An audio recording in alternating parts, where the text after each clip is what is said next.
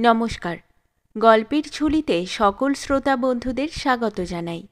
আজ আপনাদের জন্য গল্পের ঝুলিতে রয়েছে বিভূতিভূষণ বন্দ্যোপাধ্যায়ের লেখা সই। গল্পটি ভালো লাগলে একটা লাইক এবং কমেন্ট করে জানানোর অনুরোধ রইল।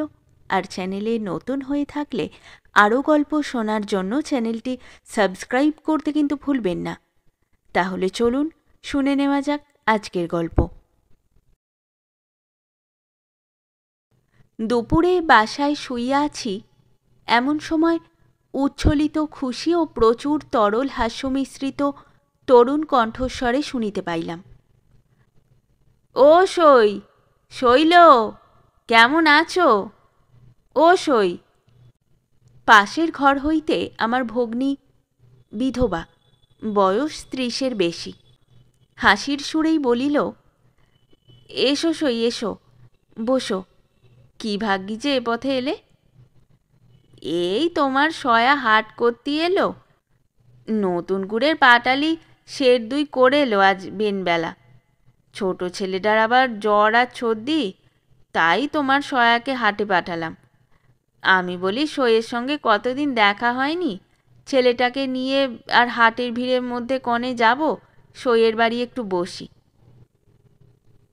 কথার ভঙ্গিতে মনে হইল দুলে কি বাগদিদের মেয়ে।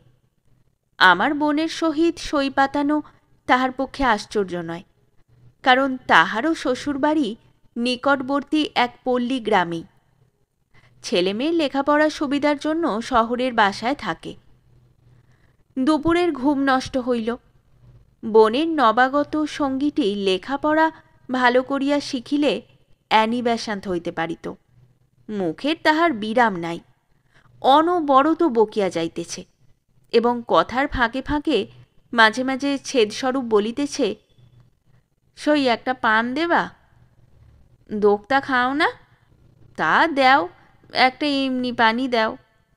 ও হাবলা, এই তোর সেই সই মা, চিনতে পেরিলি?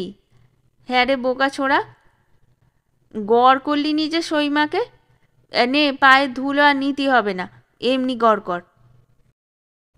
পান খাইয়া সে আবার শুরু করিল, ঘরের কত ভাড়া দাও? হ্যাঁ সই? 13 টাকা? ও মা, কনে যাব? তা কি দরকার তোমার শহরে এত টাকা খরচ করে থাকবার? হ্যাঁ সই? দিব্যি তোমার ঘরডা বাড়িটা রয়েছে গ্রামে, আম কাঁঠাল গাছগুলো দেখা অবানে নষ্ট হয়ে যাবে। নেও সই, মেয়ে যেন তোমার চাকরি করে নিয়ে খাওয়াবে লেখাপড়া শিখে। বলিয়া সে হাসিয়া লুটাইয়া পড়ে আর কি। আমার শোবার ঘরের বাহিরের রোয়াকে তাহার হাসি ও বক্তৃতা চলিতেছে, তাও এমন উচ্চ কণ্ঠে যে কলকাতা শহরে হইলে ফুটপাতে ভিড় জমাইয়া যাইত। আমি একে কাল রাত্রে মশার উপদ্রবে তেমন ঘুমাইতে পারি নাই। এমন বিপদও আসিয়া জোটে, আর জুটিল কিনা ঠিক দুপুরবেলাতেই। ছোট বাসা, অন্য কোনো ঘরও নাই যে সেখানে গিয়া ঘুমাই। ও সই, ছেলেটাকে একটু জল দাও দেখিনি, অনেকক্ষণ থেকে খাবে বলছে। তা ওরা আবার লজ্জা দেখলে হয়ে আসে। জল চাবি তো সইমার কাছে, তার আবার লজ্জা দেখো না ছেলের। আমার বোন জল আনিতে ঘরের মধ্যে ঢুকিলে তাহার ছেলেকে আশ্বাসের সুরে বলিতে শুনিলাম, তো সইমা কি তোরে এমনি জল দেবে? কিছু খ্যাতি দেবে অখন, দেখিস। দেখি, পেটটা পড়ে রয়েছে। মোর বাপ সেই সকালে দুটো পান্তা খেলো। আহা, পাটালি হাটে বিক্রি হলি চাল কিনে নিয়ে যাব, এবেলা ভাত রাঁধবো এখন তোমার সইমা যা খাতি দেয় তাই খেয়ে থাকো, পয়সা নেই যে মানিক। এই সময় আমার বোন জল এবং বোধহয় বাটিতে একটু গুড় লইয়া রোয়াকে গিয়া উপস্থিত হইল, কারণ শুনিলাম সে ছেলেটিকে বলিতেছে, নে হাবলা, হাত পাত, গুড়টা খেয়ে জল খা, শুধু জল খেতে নেই। হাবলা ও হাবলার মা যে একটু নিরাশ হইয়াছে, ইহা আমি তাহাদের গলার সুর হইতেই অনুমান করিলাম। হাবলার মা নিরুৎসাহভাবে বলিল, নে গুড়টুকু হাতে নে, খেয়ে ফেল, যেন রোয়াকে না পড়ে। ঠিক দুপুরের পরই সময়টা। এখন যে কিছু খাইতে দেওয়া প্রয়োজন এ কথা আমার বোনের মাথায় আসে নাই বুঝিলাম। তাছাড়া পল্লীগ্রামে এরকম নিয়মও নাই। ভালো কথা সই, তোমার জন্যই ভালো লঙ্কার বীজ এনেলাম। এই মোর আঁচলে বাঁধা ছিল, তা রাস্তার মাঝখানে কোথায় পড়ে গিয়েছে। বাসায় জায়গা আছে গাছপালা দেবার? আসছে হাটবার আবার নিয়ে আসব। এই সময়ে আমার ছোট ভাগ্নে স্কুল হইতে ফিরিল। টিফিনের ছুটি হইয়াছে। সে সকালে খাইয়া যাইতে পারে নাই বলিয়া ভাত খাইতে আসিয়াছে। অ টুলু, চিনতে পারো তোমার সইমারে? হি হি, ও মা, ছেলে এরই মধ্যে কত বড় হয়ে গিয়েছে মাথায়। গায়ে এটা কি জামা? বেশ জামাটা। আমার ভাগিনেও এই বয়সেই একটু চালবাজ। গ্রাম হইতে আগত এই সইমাকে দেখিয়া সে যে খুব খুশি হইয়া উঠিয়াছে এমন কোনো লক্ষণ তাহার ব্যবহারে প্রকাশ পাইল না। তাহার সইমা বলিল, বেশ জামাটা টুলুর গায়ে। টুলুর আর কোনো ছেঁড়া কাটা জামা টামা নেই?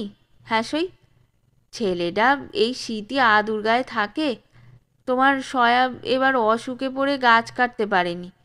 মোটে 10টা গাছে যা রস হয় তাই জাল দিয়ে সের আড়াই পাটালি হয়। হাটে পাটালির দর নেই, তার উপর 6 পয়সা সের। ওই থেকে চাল ডাল, ওই থেকে সব। গাছের আবার খাজনা আছে। ছেলেটাকে একখানা দোলাই কিনে দেবো ভাবছি আজ 3 হাটে। কোথাতে দেই বল দিকিন সই? কি রে, কি? ছেলের আবার আবদার দেখো না। আমার বোন বলিল, কি বলছে হাবুল? ওর কথা বাদ দাও সই। রাস্তা দিয়ে ওই যে মিনছে চিনির কি বলে ওগুলো? হাবুল বলিল, গোলাপ ছড়ি।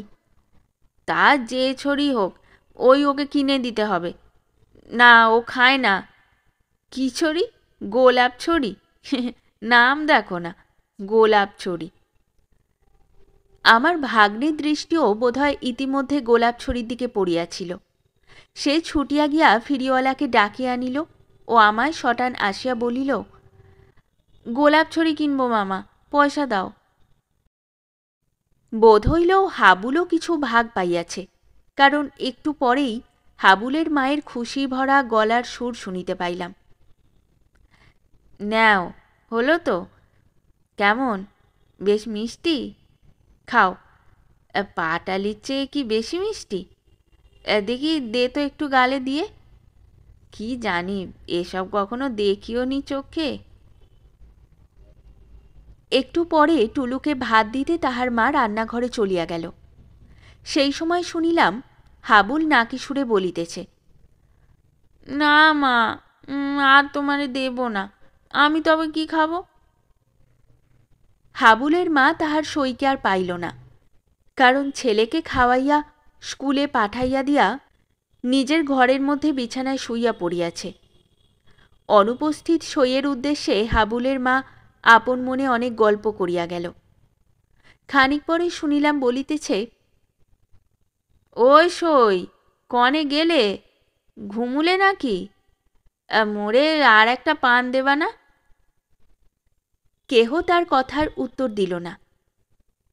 বেলা 3টা বাজিয়াছে।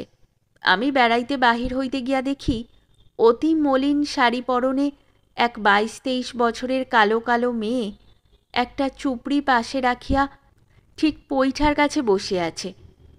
তার ছেলেটিও কাছে বসিয়া তখনও গোলাপ ছড়ি চুষিতেছে। আমাকে দেখিয়া মেয়েটি থতমত খাইয়া মাথায় ঘোমটা তুলিয়া দিল। দুপুরের বিশ্রামের ব্যাঘাত হওয়ায় মনটা বিরক্ত ছিল। একটু রুক্ষ সুরেই বলিলাম, একটু সরে বসো পথ থেকে, চুবড়িটা রাস্তার ওপর কেন? মেয়েটি ভয় ও সংকোচে জড়সড় অবস্থায় চুপড়ি সরাইয়া একপাশে রাখিয়া নিজে যেন একেবারে মাটির সহিত মিশিয়া গেল। সন্ধ্যার কিছু আগে উকিলদের ক্লাবে টেনিস খেলিয়া বাসায় ফিরিতেছি, দেখি বাসার পাশে বড় রাস্তার ধারে তুঁততলার শুকনো পাতার উপর আমার বোনের সই তাহার ছেলেটিকে লইয়া বসিয়া আছে। পাশে সেই চুপড়ি ও একটা ছোট ময়লা কাপড়। সন্ধ্যা হইবার দেরি নাই। তুঁত গাছের মগডালেও আর রোদ দেখা যায় না। হাবুলের বাপ এখনো পাটালি বিক্রি করিয়া হাট হইতে ফিরে নাই। মেয়েটি যেন কেমন ভরসাহারা নিরাশ মুখে বসিয়া আছে।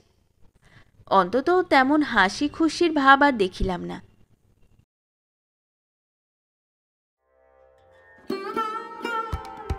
শেষ হলো আমাদের আজকের গল্প।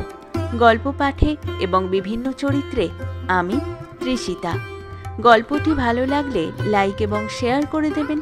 আর চ্যানেলে নতুন হয়ে থাকলে আরও গল্প শোনার জন্য চ্যানেলটি সাবস্ক্রাইব করতে কিন্তু ভুলবেন না। খুব তাড়াতাড়ি নতুন একটি গল্প নিয়ে ফিরে আসব। সকলে ভালো থাকুন, শুনতে থাকুন গল্পের ঝুলি।